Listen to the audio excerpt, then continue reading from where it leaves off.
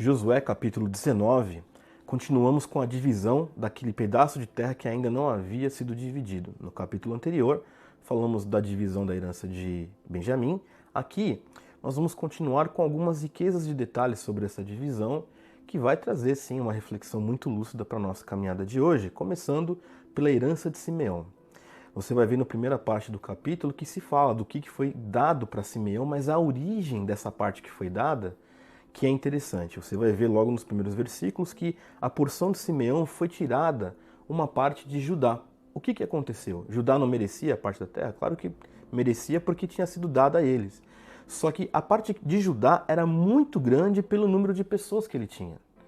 Então, o que foi feito? Parte do que Judá tinha foi destinado então a Simeão para que pudesse haver justamente aquela harmonia, aquele equilíbrio.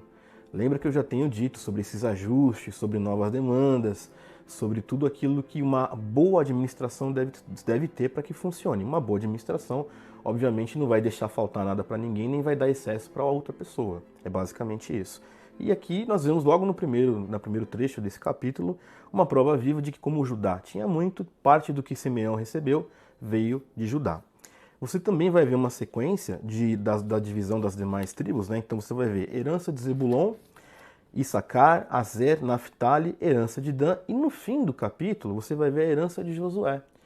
O que é muito interessante porque o povo de Israel se reúne e decide então dar a Josué um pedaço da terra a qual ele mesmo tinha pedido. Olha, eu gostaria de ficar com tal pedaço, e ele recebe isso. E o que me chama muito a atenção, e esses são aqueles detalhes que vale a pena quando você está lendo a Bíblia, estudar e se aprofundar um pouco mais neste conhecimento geográfico, porque conhecer a geografia dessa época, muitas pessoas podem pensar que não vai trazer nada produtivo, mas quando eu leio, principalmente a região a qual aqui Josué tinha pedido para que fosse construída, né, para que ele tomasse posse dessa terra, que no caso foi Timnat-Sera, né, uma região montanhosa da parte de Efraim, você começa a pensar o seguinte: bom, ele é o líder daquele povo, ele foi agraciado por ter um pedaço de terra e ele resolve ir para uma região mais isolada. Qualquer outro líder que se pudesse julgar presidente, imperador, rei, alguma coisa, iria ficar no meio do centro de toda aquela movimentação. Ele preferiu ir para longe. Isso já é uma evidência muito clara e você vai chegar nessa conclusão, conforme você avança a leitura, que a partir desse momento, após essa tomada, né, da Terra Prometida, Josué já está caminhando para a parte final de sua vida e de sua liderança. E isto é um pequeno indício que isso está acontecendo porque ele já quer se retirar do meio de tudo aquilo. Ele já quer um lugar mais tranquilo, conforme a palavra de Deus diz que ele reedificou aquela cidade, morou nela. Ou seja, ele já estava num momento da vida que depois de tanto ter trabalhado, depois de tanto ter feito as coisas, ele já estava buscando um tempo de descanso a ele.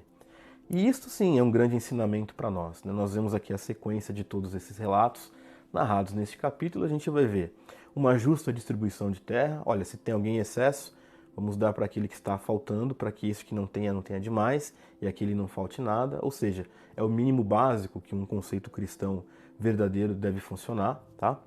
Nós vamos ver que então, após aquela crítica de Josué que nós falamos na reflexão anterior, o resto da terra é dividido e que Josué é agraciado por escolher um lugar que ele quer, e ele escolhe deliberadamente um lugar afastado de todo aquele epicentro, para que ele pudesse então viver o final de sua liderança e também o final da sua vida em paz, longe da agitação. Se isso aqui não traz uma reflexão de vida sobre os ciclos das nossas vidas, sobre uma boa administração, sobre a clareza de que nós somos temporários na nossa caminhada e nos papéis que nós exercemos, isso deveria trazer para nós, sim, uma boa razão de reflexão, um sentido de vida e observar a Bíblia, né, lendo, estudando, às vezes se apegando nessas riquezas de detalhes para que você aprenda mais e compreenda muito mais em um contexto mais amplo aquilo que o Senhor escreveu nesta palavra, inspirado, né, pelo Espírito Santo. Os homens escreveram, mas foi Deus que manda escrever isso para nós hoje e para ter um sentido na nossa caminhada também hoje.